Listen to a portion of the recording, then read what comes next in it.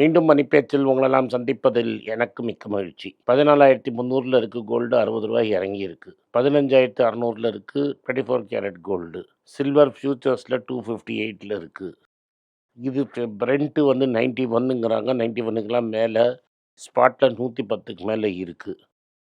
And rupee வந்து 92.70, 92.80 இருக்கு. இன்னைக்கு இண்டைசஸை பெருசாக பார்த்து யூஸ் கிடையாது. மேலேயும் கீழேயும் மார்க்கெட் போயிட்டுருக்கு. இப்போ 74 பாயிண்ட் பாசிட்டிவ்ல இருக்கு. கல்வான் ஜுவல்லர்ஸ் 2% காலி. Passenger vehicle Tatas 2% out. Tata commercial vehicle 1.8, IndusInd bank 1.6, IDFC 1.5, தங்கமயில் 1.2, -1 M&M. டப்பாஸ் லிஸ்ட்டை வெள்ளை எடுங்க. வேணுங்கிற மாதிரி 1, 2 கன்சிடர் பண்ணுங்க. யூஎஸும் டஹரானும் செம அடிதடி சண்டை. எப்படின்னா, வெள்ளிக்கிழமை நைட்டு நாங்கள் 2 பேரும் கட்டி பிடிச்சி முத்தம் கொடுத்துக்கிறோம், ஹோமுஸை திறந்து விட்டோம் அப்படின்னு அனௌன்ஸ் பண்ணோம். அப்படியே அமெரிக்கன் மார்க்கெட் ராக்கெட்டில் போச்சு. நிஃப்டி 700 பாயிண்ட் 800 பாயிண்ட் ப்ளஸ் நீங்கள் எல்லோரும் பெல்ட்டி அடிச்சுருந்தாங்க. அடுத்த நாள் மத்தியானத்துக்குள்ளே என்ன சொல்லிட்டோம், ஹோமுஸ் தான் நாங்கள் இழுத்து மூடிட்டோம். நாங்கள் இதுக்குள்ளே நம்ம அவசரப்பட்டு நம்ம 2 இந்தியன் கப்பல் வெளியில் வந்தாங்க.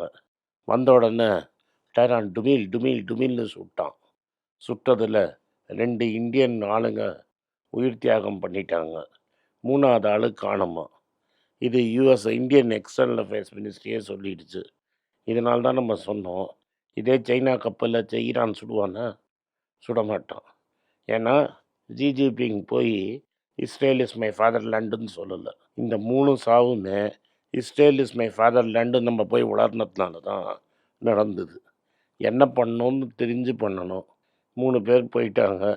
இனிமேலாவது நம்ம ஒழுங்காக நடந்துப்போன்னு இருப்போம். 3 உயிரோட வலி தெரிஞ்சு பவரில் இருக்கிறவங்க நடந்தானா நல்லது. சைனாவுக்கு நடக்குமா அப்படின்னு பார்த்துட்டு இதை யோசிங்க. குளோபல் க்ரோத் புஷ்ஷுன்னு காற்று இறங்கிடுச்சு. இன்ஃப்ளேஷனை ஏற்றுங்கிறாங்க, ஸ்டாக்ஃப்ளேஷன் ஏறுங்கிறாங்க. ஹோமூஸில் டென்ஷன் ஏறிடுச்சு. எல்பிஜி சப்ளை புஷ்ஷுன்னு இறங்கிடுச்சு. இது வரைக்கும் ஈரான் என்ன சொல்கிறான், யூஎனில் பணம் கொடுத்தா நான் தரேங்கிறாங்க. நம்ம ஒரு காலத்தில் ஒரு தலைவன் இருந்தான், ப்ளூ டர்பன் கட்டிக்கிட்டு ரூபாவில் வாங்கிட்டு இருந்தான் ஈரான்லேருந்து. இப்போ என்னடானா நம்ம ஃபாதர்லேண்டு சொல்லி யூஎனில் கொடுக்குற நிலைமை ஆயிடுச்சு. கோல்டு டிமாண்ட் அப்படியே படுத்துருச்சு. அக்ஷய திருத்தை அன்னைக்கு கூட மக்கள் வெளில வந்து தங்கத்தை வாங்கலை. கன்சம்ஷன் குறைஞ்சிருச்சு. ஏன்னா மார்க்கெட்டு படுத்துருச்சு. ஏன்னா விலைவாசி ரொம்ப ஜாஸ்தி. ஜுவல்லரி ஸ்டாக்ஸ் வந்து மிக்சட் ரிட்டர்ன்ஸ். ஒன்று வந்து தங்கமயில் ஒரேடியாக ஏறிடுச்சு. கல்யாணம் ஒரு 17% படுத்துருச்சு. பீப்புள் வந்து இடிஎஃப் ப்ரிஃபர் பண்ணாங்க ஒவ்வொரு ஃபிசிக்கல் ஜுவல்லரி. பட் இப்போ இந்த இடிஎஃப்பில் என்ன ப்ராப்ளம் ஆகிடுச்சுன்னா, 50% அவங்க ஒரிஜினல் வாங்கலாம், 50% மங்காத்தா அப்படின்னு ஆயிடுச்சு. டாடா ட்ரஸ்ட்டில் ஒரு அமெண்ட்மெண்ட் வரும்னு நினைக்கிறோம். சில ட்ரஸ்டீஸை மாற்றினாலும் மாற்றுவாங்க. ஐடிசியில் ஒரு பெரும் நியூஸு. இந்த சோப்பை பற்றி ரொம்ப நாள் பேசாமல் இருந்தாங்க.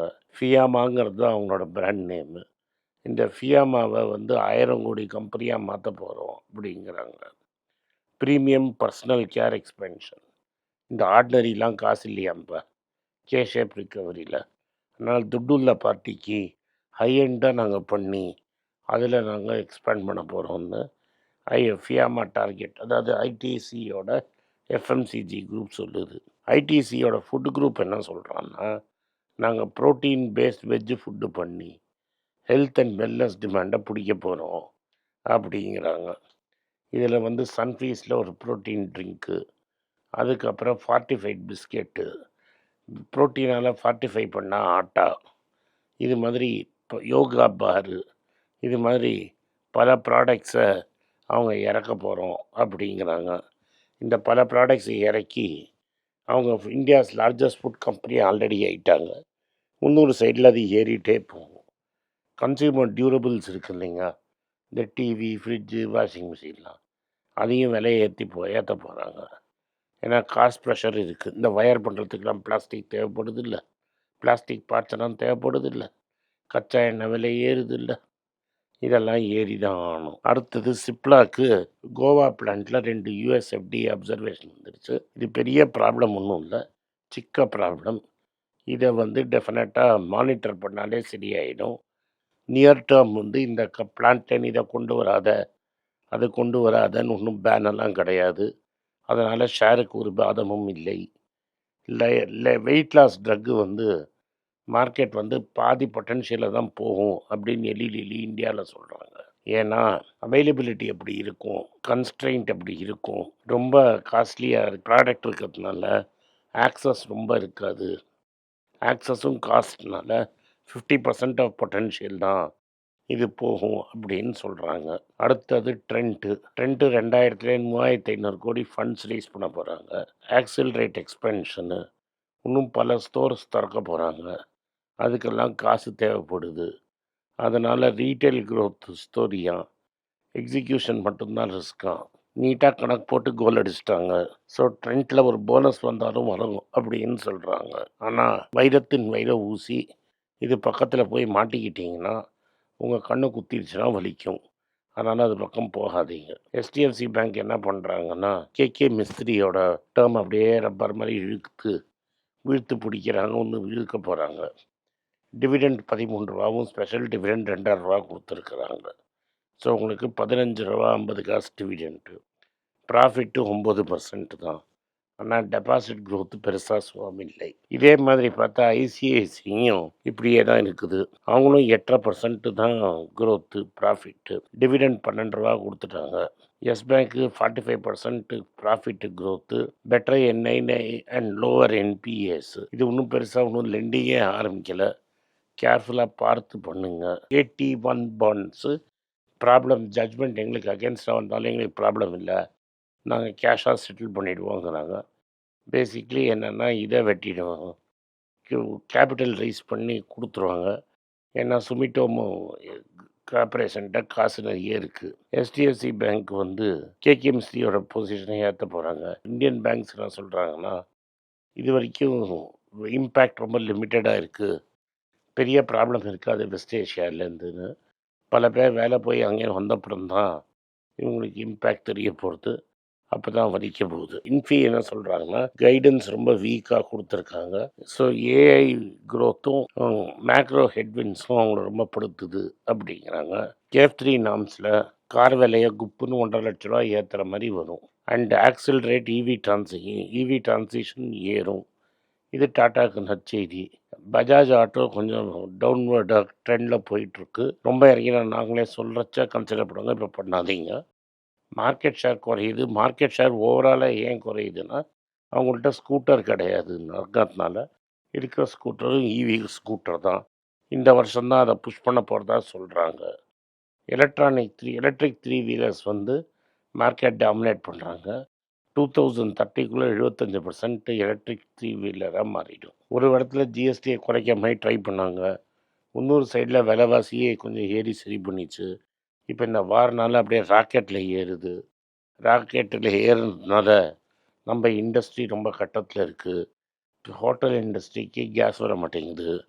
அது மாதிரி குக்கிங்கு, இது மாதிரி இண்டஸ்ட்ரியல் யூனிட்ஸ் எல்லாத்துக்குமே கேஸ் ப்ராப்ளமாக இருக்குது. இன்னும் அவைலபிலிட்டி இல்லை வாங்கிறதுக்கு.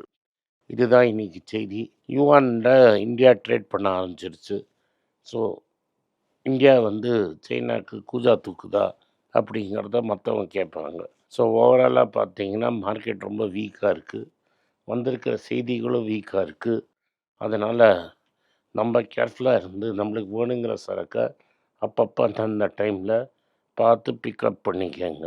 இந்த வீடியோ உங்களுக்கு பிடிச்சிருந்தா வீடியோ லைக் பண்ணுங்கள், எங்கள் சேனலை சப்ஸ்கிரைப் பண்ணுங்கள், பெல் நோட்டிஃபிகேஷன் தட்டுங்க. இந்த வீடியோ முடிஞ்சால் உங்கள் சொந்தக்காரங்களுக்கும் ஃப்ரெண்ட்ஸுக்கும் அனுப்புங்க. நன்றி, வணக்கம். எல்லாருக்கும் வணக்கம். எல்லாருக்கும் ஒரு இம்பார்ட்டண்ட் அறிவிப்பு. நான் யார்ட்டையுமே பணம் வாங்குறது கிடையாது. நான் யாரையும் டைரெக்டாக கன்சல்ட் பண்ணுறது கிடையாது. என் பேரை சொல்லி நிறைய ஸ்கேம் நடக்குது. டெலிகிராம் குரூப், வாட்ஸ்அப் குரூப்னு. எனக்கு இருக்கிற வாட்ஸ்அப் குரூப்னால் சும்மா இன்ஃபர்மேஷனுக்கு மட்டும்தான். நான் செபி ரிஜிஸ்டர்ட் அட்வைசர் கிடையாது. நான் சேனல் நடத்துறது எஜுகேஷன் பர்பஸ். அதில் ப்ரைஸே பேச மாட்டேன். இதை வாங்கு அதை வித்துருன்னு சொல்லவும் மாட்டேன். என் பேரை சொல்லி பண்ணுறாங்கன்னா ஏமாந்துடாதீங்க.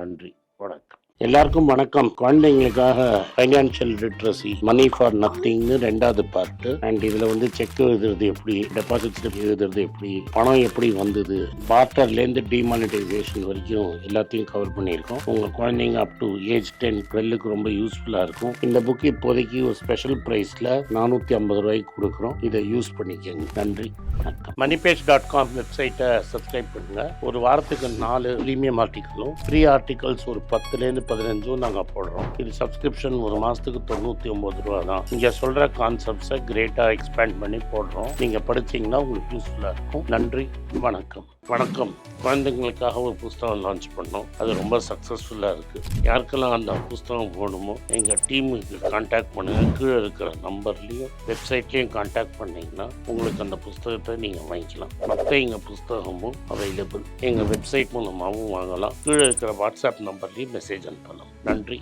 வணக்கம்.